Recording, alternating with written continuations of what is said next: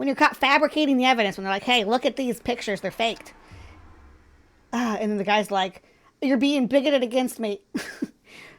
Yeah, against you being, it's not bigoted to say, hey, you're a liar, right? And you're lying for Jesus. That's not bigotry. That's just observation of what's going on here.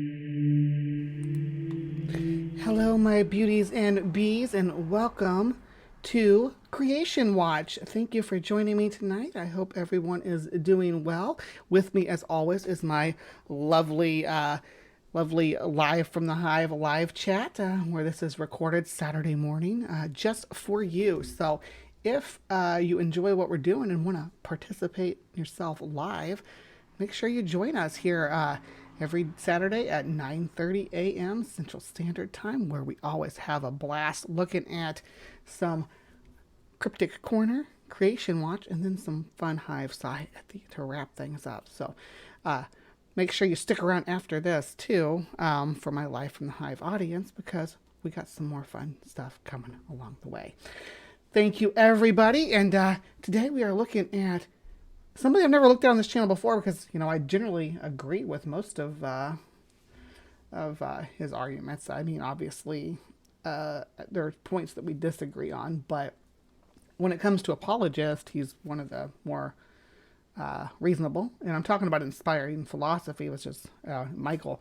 And I have recently been browsing through my list of apologist videos, and this one popped in, and I couldn't ignore it because this is not science.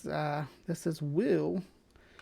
Let me show you what I mean. This is Sodom and Gomorrah, the biblical archaeology. Oh, hold on, just a sec, because I wanted to. Yeah, the inspiring philosophy. That's their channel and such. So. And I have papers on this with real archaeologists debunking this nonsense. So, yeah. So we'll get to that in a second. The Bible says a cataclysmic event happened. Several cities on a plain were utterly destroyed by fire raining down. Today, we know this story as the destruction of Sodom and Gomorrah. However, for years, archaeologists searched for the cities of the plain with no luck. So many argue the destruction of Sodom and Gomorrah was a mythic tale that never actually happened in reality.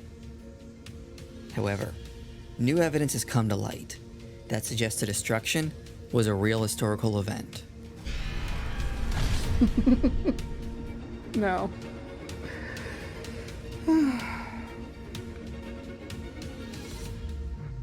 The biblical location of Sodom and Gomorrah was a matter of debate for years, with mostly everyone agreeing that the cities, if real, would have existed around the Dead Sea.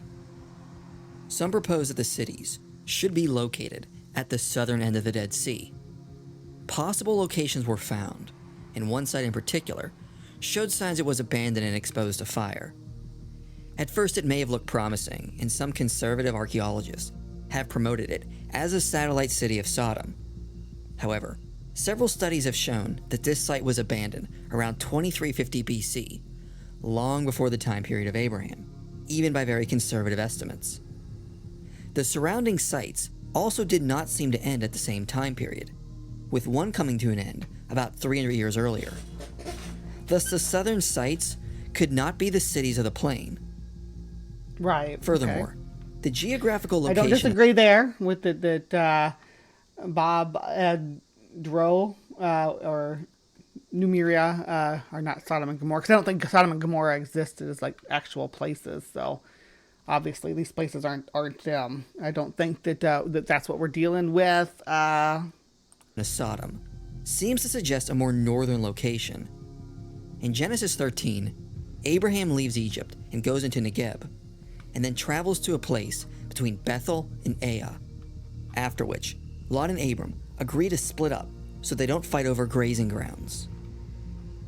Then Abram said to Lot, "Let there be no strife between you and me, and between your herdsmen and my herdsmen, for we are kinsmen. Is not the whole land before you? Separate yourself from me. If you take the left hand, then I will go to the right, or if you take the right hand, then I will go to the left." And Lot lifted up his eyes and saw that the Jordan Valley was well watered everywhere, like the garden of the Lord, like the land of Egypt, in the direction of Zoar.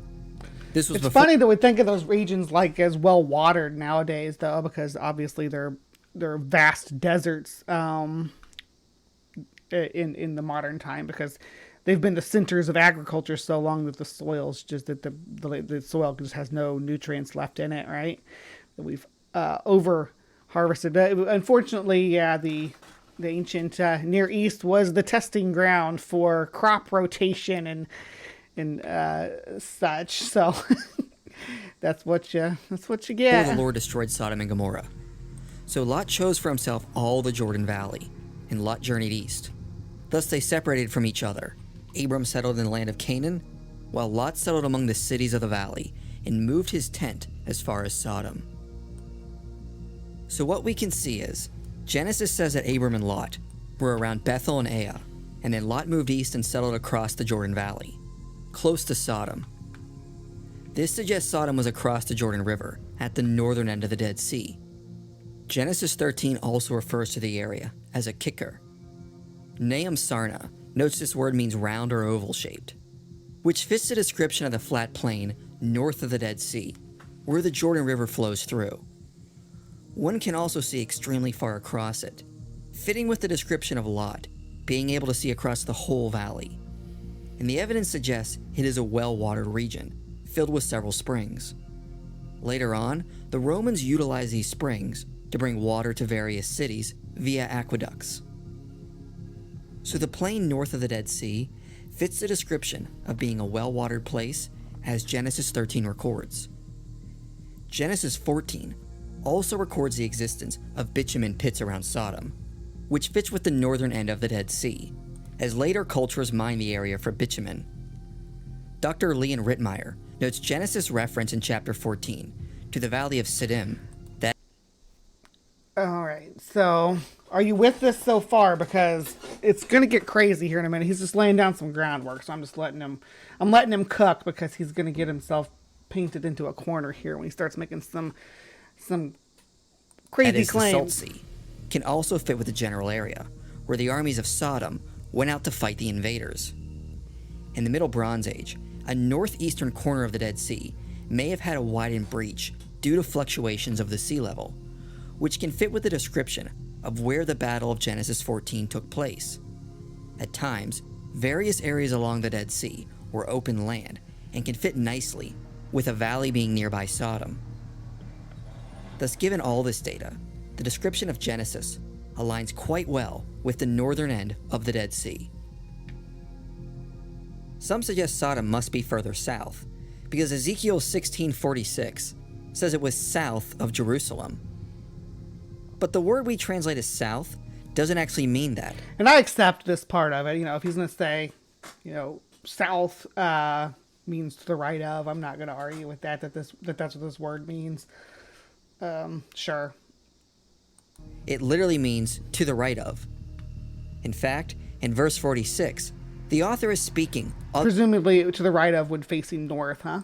the perspective of the city of Jerusalem, and first mentions how Samaria is north of the city, then mentions Sodom off to the right.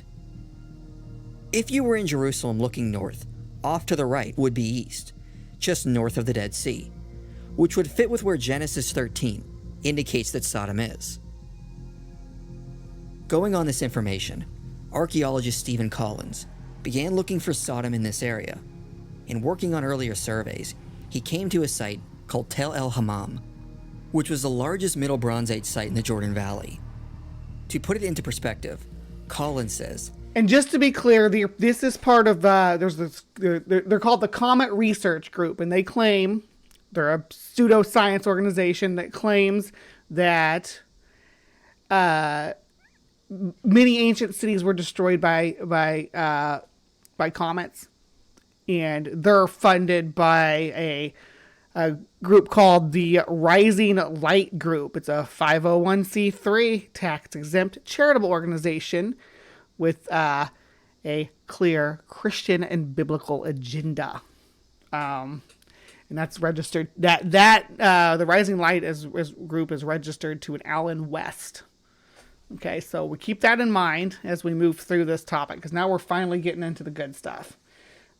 Took him 5.5 minutes. I get it. He wanted to lay the groundwork of why he thinks that this is the site based on the geography laid out in the Bible. But I'm sorry, you're wrong. 10 of the city of David would have fit inside Sodom's city walls, with room to spare. Excavations began on the site in 2005. Initially, it was found that the site was suddenly destroyed and abandoned. But the date of the destruction seemed to be too late to match the biblical account, as it fit with a date of around 1600 BC. However, in 2013, new evidence came to light after 8 seasons of excavations and reading over 40,000 separate vessels. The massive destruction and sudden end of the occupation of the site happened right in the Middle Bronze Age too, correlating with the time period of Abraham.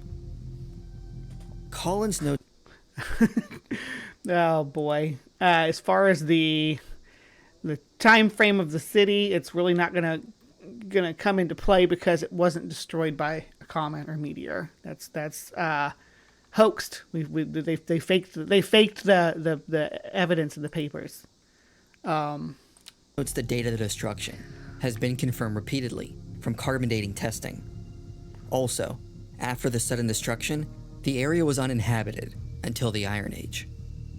What is interesting is the massive site and the surrounding satellite cities seem to have been suddenly destroyed by fire and an extreme amount of heat. Despite centuries of erosion, vast amounts of ash were found in the layer of the Middle Bronze Age that was associated with the end of the occupation.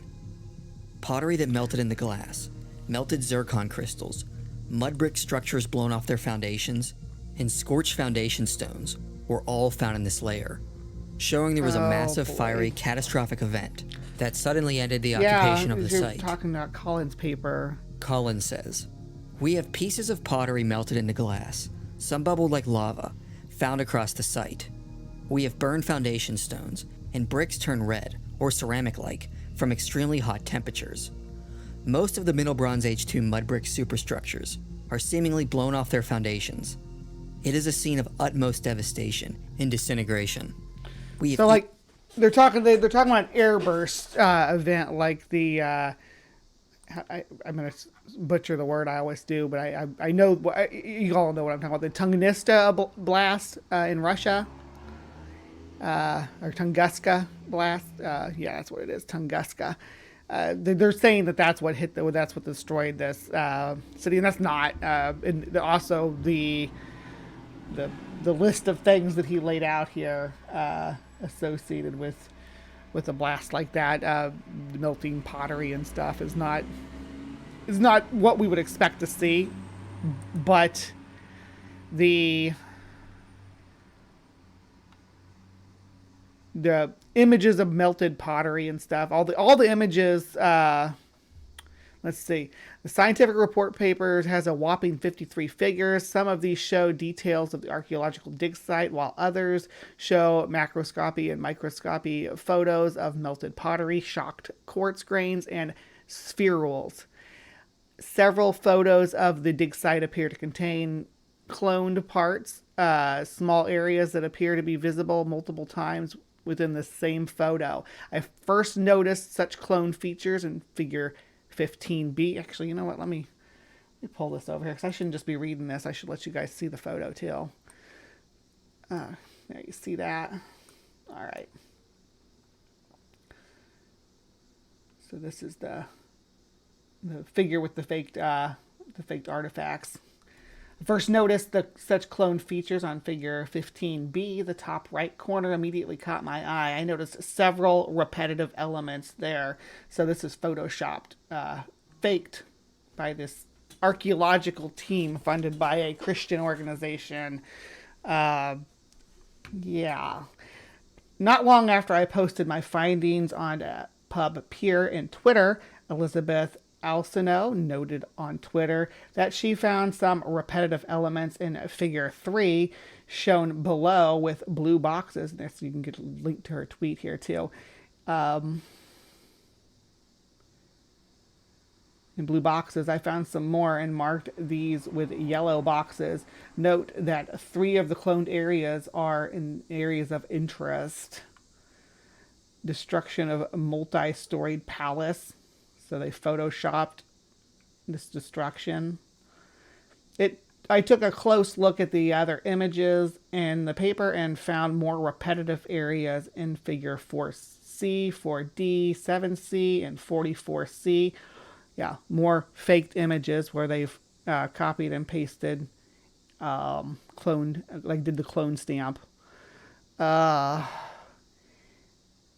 figure 4C and 4D, boxes of the same color highlight areas that look unexpectedly similar. Figures 7C, boxes of the same color, highlights areas that look unexpectedly similar.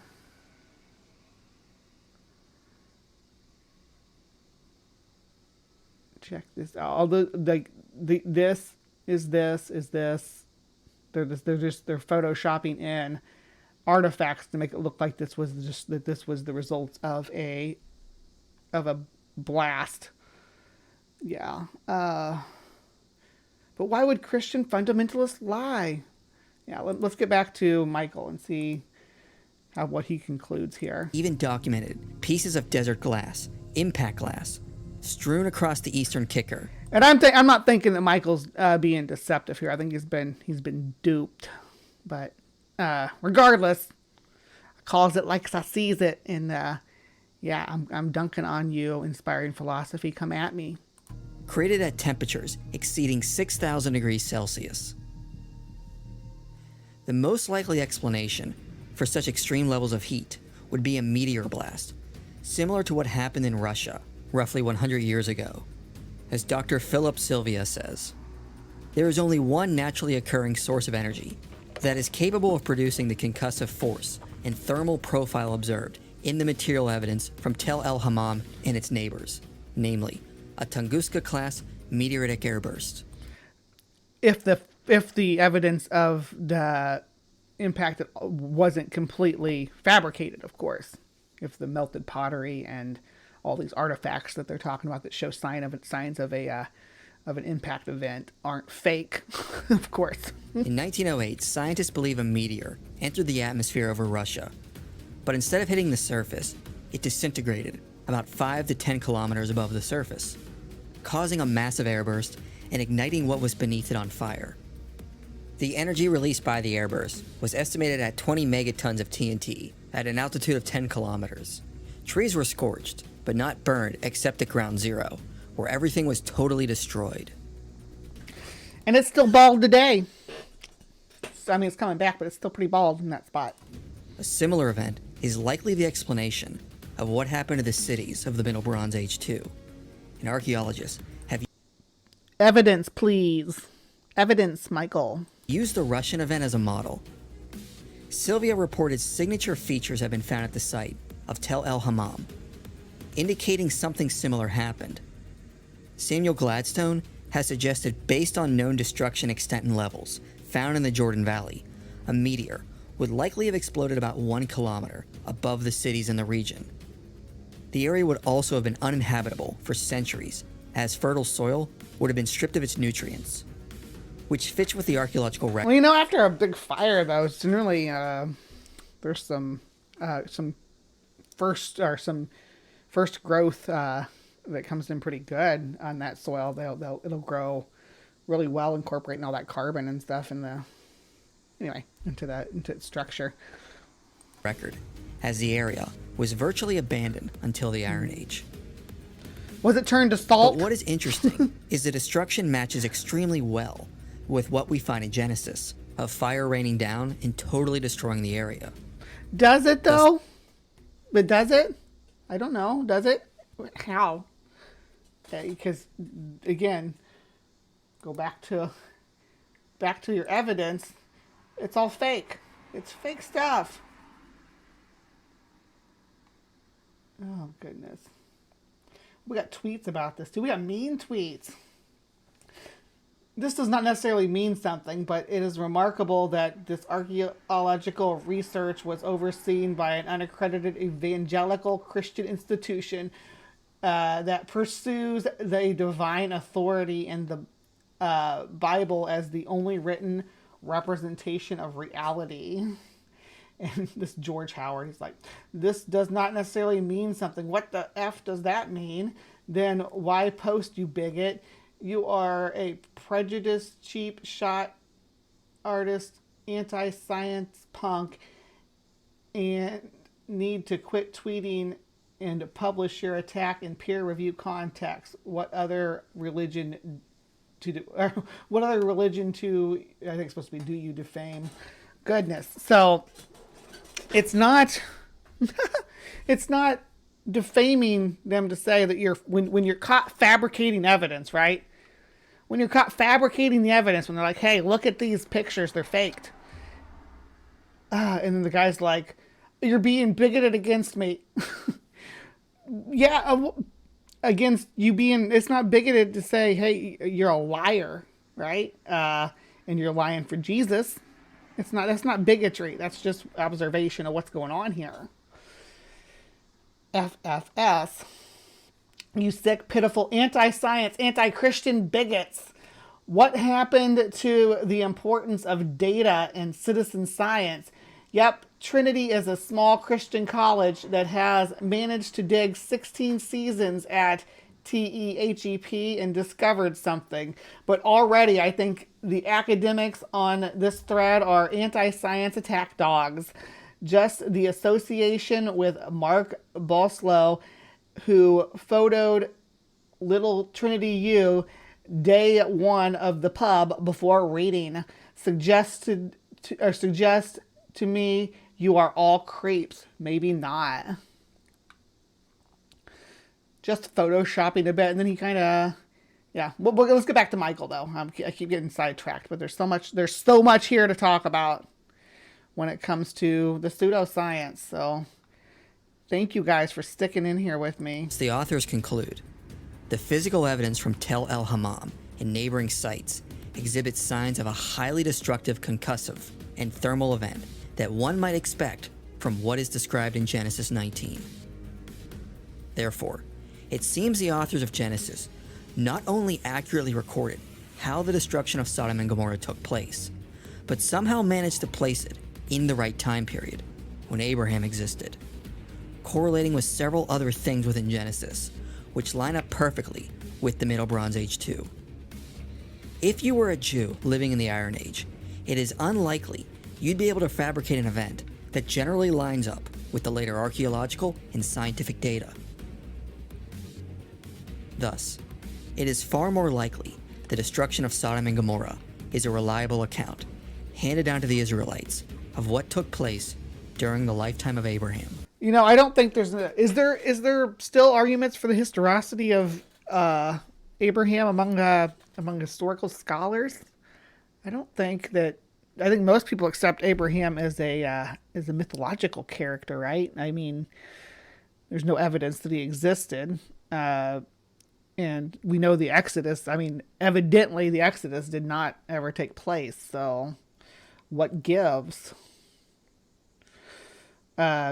If you say you can place if Abraham's fictional, you can place him wherever you want. You can interpret his existence. All right, so that's it on this one. And it's funny because Inspiring Philosophy, sometimes they debunk bad Christian pseudoscience too.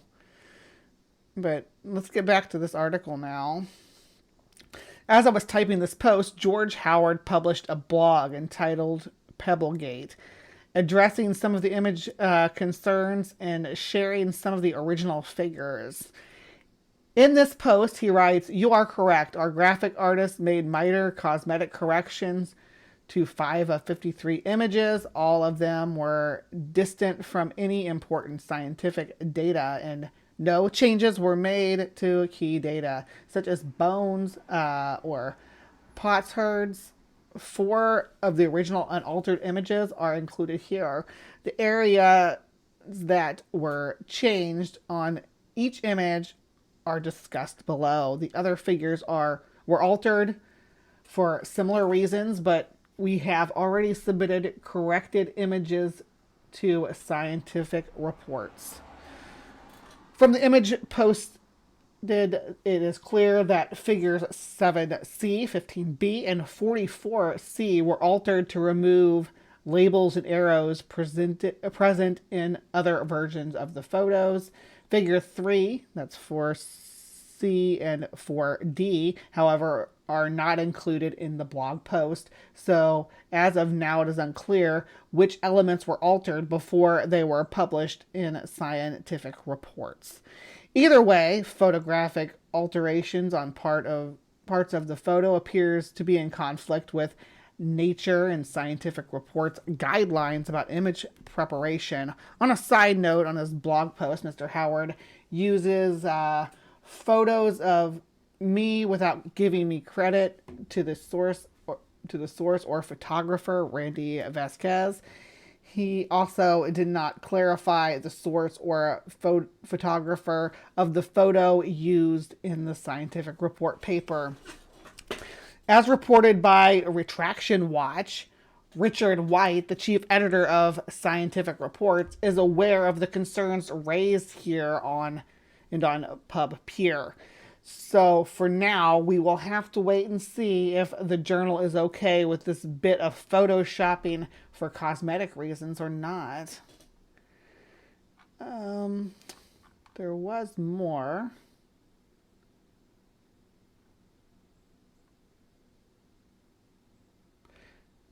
Okay, this was my impression of figure 44C at least. The difference between the two images is combined. Okay, just talking more about the superimposed cancellation image.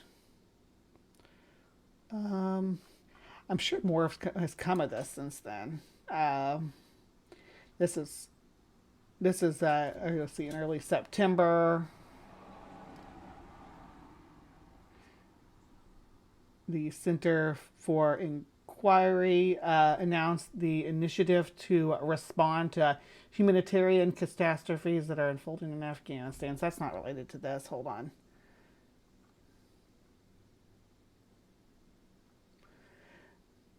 Sodom meteor strike claim should be taken with a grain of salt. This is Mark Boslow. A controversial and widely publicized paper claiming that cosmic impact destroyed a biblical city has had a key image photoshopped and rotated to fit the biblical hypothesis. On September 20th, 2021, the open access journal Scientific Report posted a paper titled "The Tunguska-sized airburst destroyed Tal el Hammam in the Middle Bronze Age city in the Jordan Valley near the Dead Sea." The paper cited the Bible as possibly containing a written record of the destruction. We considered whether oral tradition about the destruction of this urban city by a cosmic object might be the source of the written version of Sodom in Genesis. The paper's team, led by Ted Bunch of Northern Arizona University, had 21 authors, most of whom are credible scientists from respected institutions. Most are also proponents of a controversial hypothesis that an impact or airburst was responsible for the mass extinction of North American mammals and abrupt climate change at the Younger Dryas boundary about 12,900 years ago. I am not sold on the impact hypothesis for the Younger Dryas. That's just me, though. So take that as it is. I'm not a geologist or anything, so I haven't seen convincing evidence that that's what caused the Younger Dryas. The story was pitched by one author's institution, news organization publication, The Current of UC Santa Barbara, which played up the Sodom connection with the title "Researchers Present Evidence That a Cosmic Impact Destroyed the Biblical City in the Jordan Valley." A subsection titled "Fire and Brimstone" helpfully reminds us of Lot's wife, that Lot's wife, according to the Bible, was turned into a pillar of salt. A formula that could not have worked better. Within a day, it had generated worldwide coverage by media ranging from internet clickbait like Newsweek, National Review, and Forbes. Within a week, the online data tracker Almetric showed that it had been accessed 242,000 times, putting it in a 99.98 percentile of tracked articles of similar age in all journals. One of the paper's authors on his blog declared, "For the time being, arguably, it's the most read scientific paper on Earth." When the paper dropped in my inbox on the day of publication, one sentence in the abstract stood out. Tunguska scale airbursts can devastate entire city regions and thus pose severe modern day hazards. Because this is my area of expertise and has been the subject of my research for decades, I thought I'd better give the paper a thorough read. I posted comment thread on Twitter as I went, which caught the attention of other scientists and skeptics. Together we quickly made disturbing discoveries. Images from Tal El Hamed excavation had been photoshopped and rotated to match the hypothetical compass directions of the supposed blast.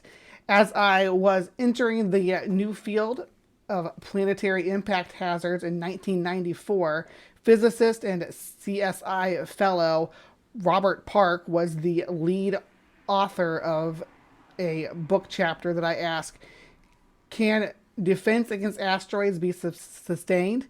Park pointed out that our community must overcome the giggle factor to persuade leaders to take the hazard seriously, and scientists should focus on public education. Fear-mongering may sell newspapers and headlines such as doomsday rocks and killer comets, but the only undermine the credibility of the scientific community on this issue. Fortunately, there are organizations such as Asteroid Day and a B612 Foundation that are focused on the facts, public education, outreach, and research. But recently created Comet Research Group, CRG, has discovered that fear-mongering is an effective fundraising tool for their fringe investigations, despite its potential damage to the credibility of serious scientists engaged in planetary defense. The CRG Indiegogo page says, "Killer comets are coming. Killer comets are a threat to the Earth's cities. Help do something about it. Killer comets are more common than you've been taught. Our mission is to prove it to do something about it before your city is next. We are in serious danger, but with your help, we can do something about it." CRG is not engaged in planetary defense, but was nevertheless able to raise over $35,000 for an expedition to look for comet fragments, including fire from the sky expedition to the Middle East. This probably refers to the Tal El Hammam excavation project, that's TEHEP, a joint undertaking between Trinity Southwest University and Veritas International University. 7 members of CRG and co-author of Bunch et al. 2021, okay, that's just the paper, traveled to Jordan to participate in the THEP dig, apparently to look for comet fragments as part of their mission to prove that killer comets are more common than you've been taught. TSU is an unaccredited evangelical Christian institution located in Albuquerque, New Mexico strip mall. Part of its mission statement is to uphold the divine authority of the Bible as God's only inspired representation of reality to humankind. VIU, formerly Veritas Evangelical Seminary, is a Christian institution in a Santa Ana, California office park. It is dedicated to biblical inerrancy, the belief that the Bible is without error. The VIU website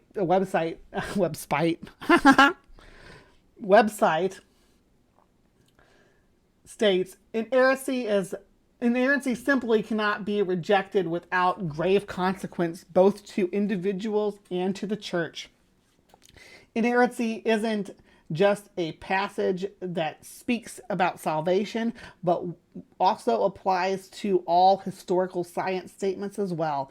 It is not only accurate in matters related to faith and practice, but it is accurate without error regarding the statements, period.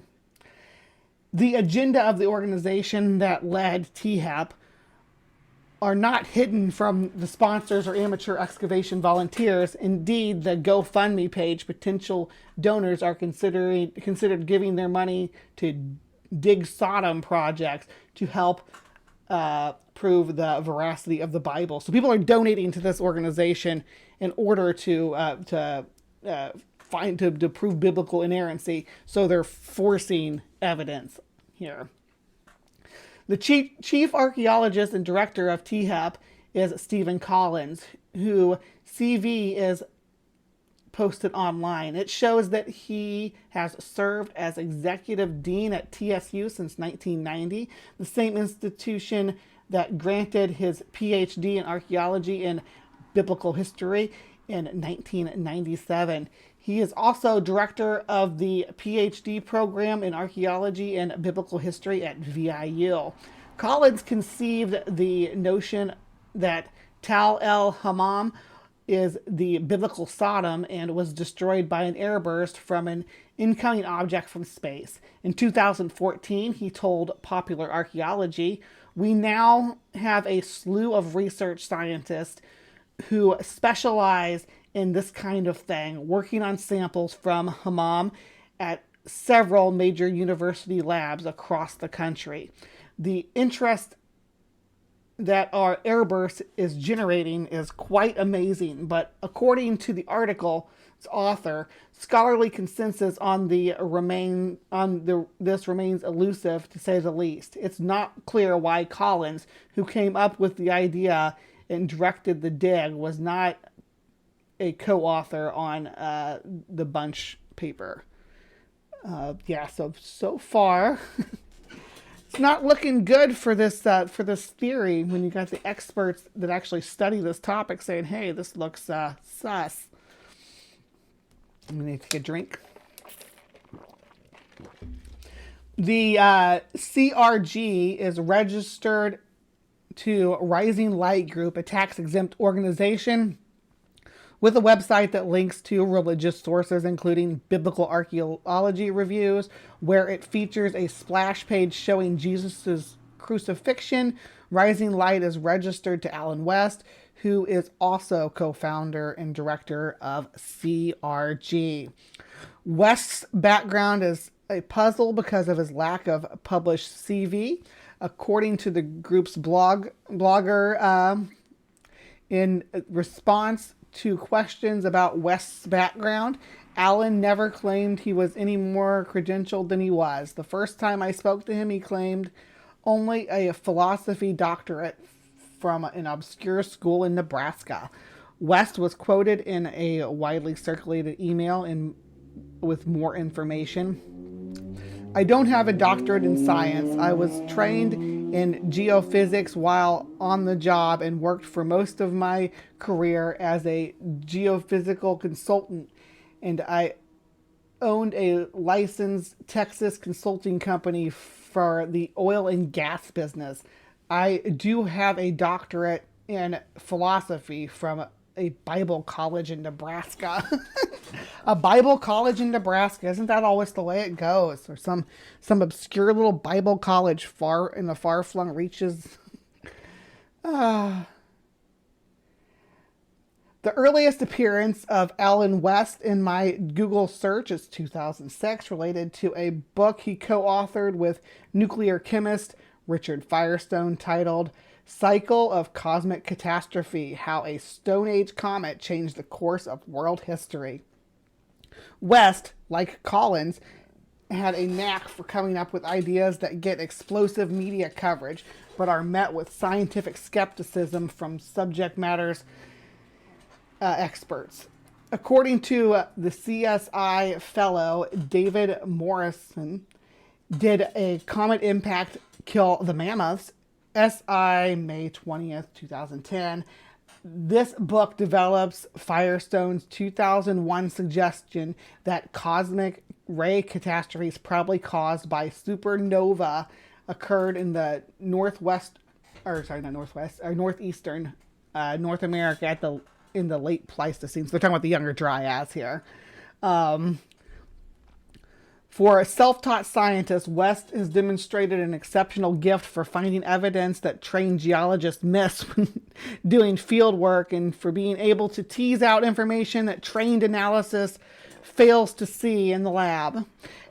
At the May 2007 American Geophysical Union Joint Assembly in Acapulco, West joined his co-author Firestone at a press conference to announce the discovery of evidence that a giant comet impact or airburst wiped out the Clovis culture and led to the extinction of megafauna in North America, including woolly mammoths.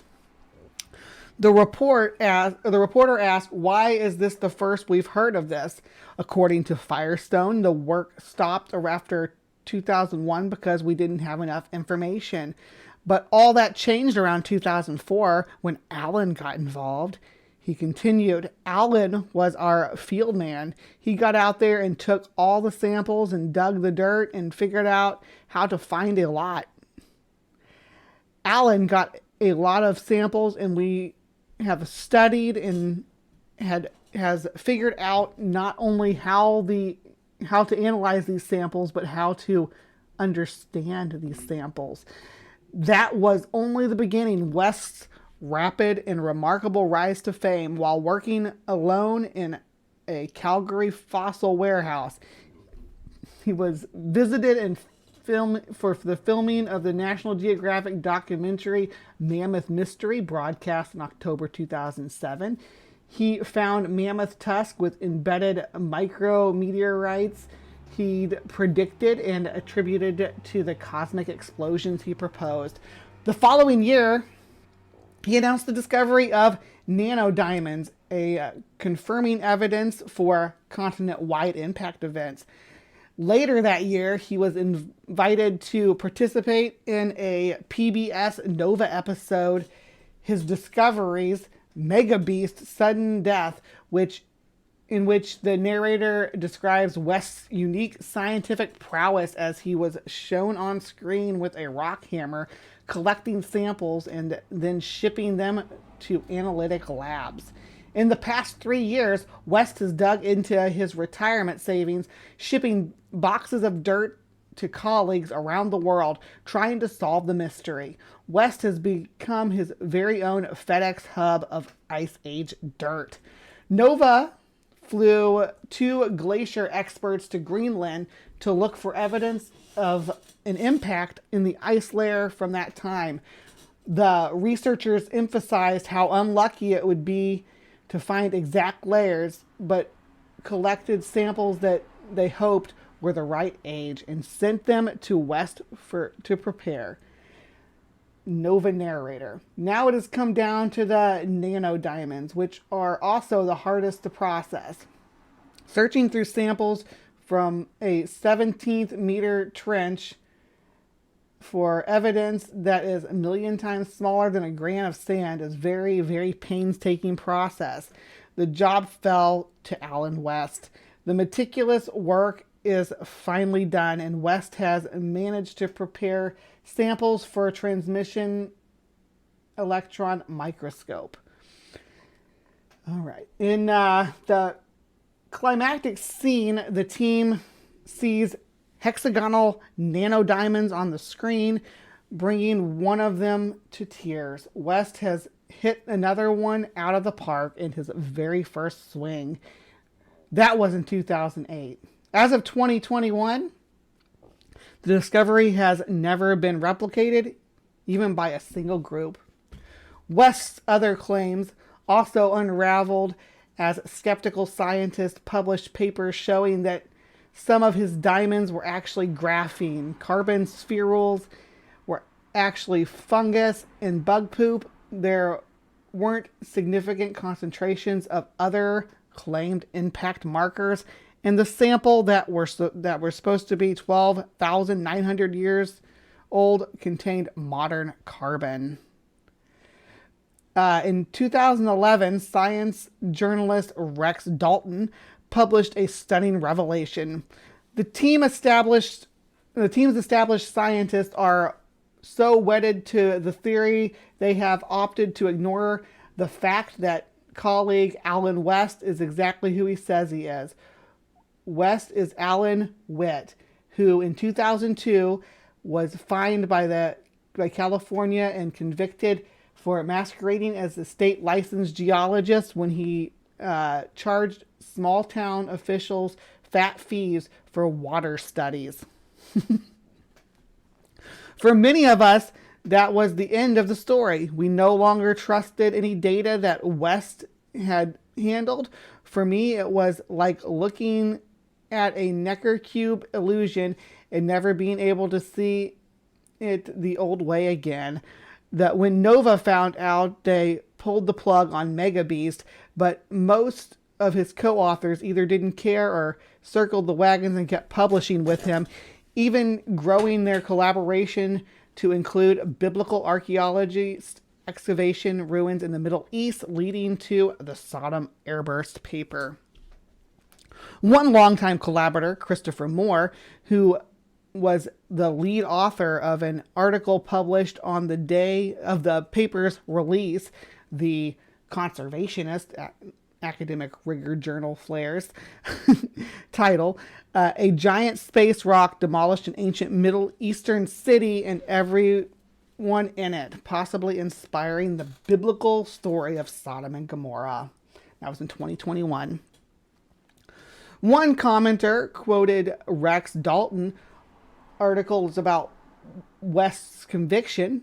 West responded with the claim that there was no conviction and no fraud then or now because he was able to get it expunged from his criminal record.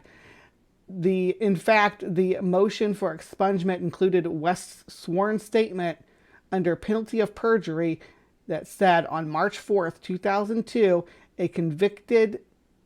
I was convicted in the Superior Court of the County of San Bernardino of the charges of violation of Business and Professional Code Section 17500. Expungements do not change history. One of the first things I noticed in the Sodom paper was that the author had completely misunderstood or misrepresented my airburst models. As I dug further, I discovered that it was deeply flawed in many other ways. Because of my skepticism about West, I sent a link to the image forensic specialist Elizabeth Beck, who had recently gotten a lot of attention for her success in identifying scientific misconduct and getting papers retracted. Beck quickly found repetitive elements in some of the field photography that indicated digital tampering. Her discovery was immediately denied by one co-author. The accusation that the image was photoshopped is categorically false. But it was soon confirmed by another author, the blogger who dismissed it as inconsequential Pebblegate with the explanation, our graphic artist made minor cosmetic corrections to 5 of 53 images. Okay, we already read about that. I want to get, is there any more updates or is this where it ends? Yeah, we're just about done with it anyway. Finally, West weighed in by revealing earlier versions of the 7 out of 18 photographs taken in the field that had been digitally altered. He showed the images along with the modified versions, claiming, "We altered no crucial data, such as bones or a potsherd, but the photos tell a different story. Metadata is crucial data, and 4 of the 7 images had the north arrow used by archaeologists to orient images digitally edited out. The Sodom airburst hypothesis to satisfy biblical inerrancy also requires an influx of the salt that turned Lot's wife to a pillar. And for that explosion, the explosion needed to be over the northern Dead Sea, which is to the southwest." Dig director Collins, in his June 5th, 2020, Toweling Down Episode 2 video, said it came from the southwest. "One of the most important things is the directionality.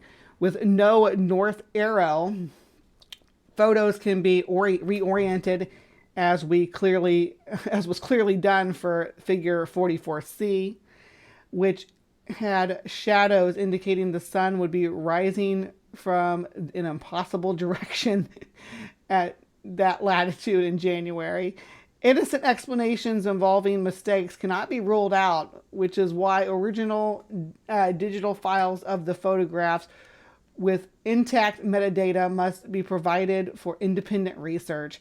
Several of my colleagues have requested the information from West, who is corresponding author for this paper. Nevertheless, these biblically correct rotations of images to satisfy the dictates of all 3 sponsoring organizations, paraphrased here, CRG. Our mission is to prove that killer comments are more common than you've been taught. TSU, the Bible is God's only inspired representation of the reality of humankind. And VUI, biblical inerrancy applies to all historical and scientific statements. I am aware of many additional critical comments about this paper by other subject matter experts, including geologists and archaeologists, some of which have already been submitted for publication. The undisclosed and inappropriate digital tampering of images suggest the possibility of similar mishandling of other evidence. As a longtime contributor to Planet Defense, I was the first to suggest that airbursts have an outsized contribution to impact risk and to advocate looking for evidence of prehistoric airburst in the geological record. I'm concerned that this paper will contribute to a new giggle factor that undermines the credibility of my community. I've co-authored papers about geological evidence from 2 airbursts in Egypt, and a new paper has just been published by my colleague who have discovered evidence of ancient airbursts in Chile. Cosmic airbursts are real and should be taken seriously. But claims made about a Sodom meteorite strike have to be taken with a pillar of salt. There we go. I was holding that sneeze for like the last 3 minutes trying to finish that up. Oh, woo! I think I drove everybody away. I only got 11 people still watching by reading that all out. But it has to be turned over. This has to be exposed. This has to be put out there. When you have prominent channels like Inspiring Philosophy, Welcome to Inspiring, who has 355K subscribers, putting out this kind of nonsense unchecked, it's just going to keep going. I didn't find any videos refuting Inspiring Philosophy's claims here. So it's about dang time somebody did. Somebody's got to do it, right? All right. So thank you so much for sticking with me through this Creation Watch episode where we overturned the notion that an airburst destroyed this Middle Eastern city, and that means that Tel El Hammam was a Sodom analog, that it was what inspired the biblical authors to write about Sodom and Gomorrah. I don't. I think that yeah, nothing beats a good sneeze. That's right. If anybody has anything that wants to come at me about this, I'm absolutely willing to do it. I know all the people. I don't know them. I know who all the people are that were involved with this. I know the people that are refuting it. I did do my research on this one. So come at me if you think that that inspiring philosophy is right and the Hive is wrong. Then come prove it. All right, so thank you so much for joining me for Creation Watch today. Please remember to be kind, take care, and we will see you next time.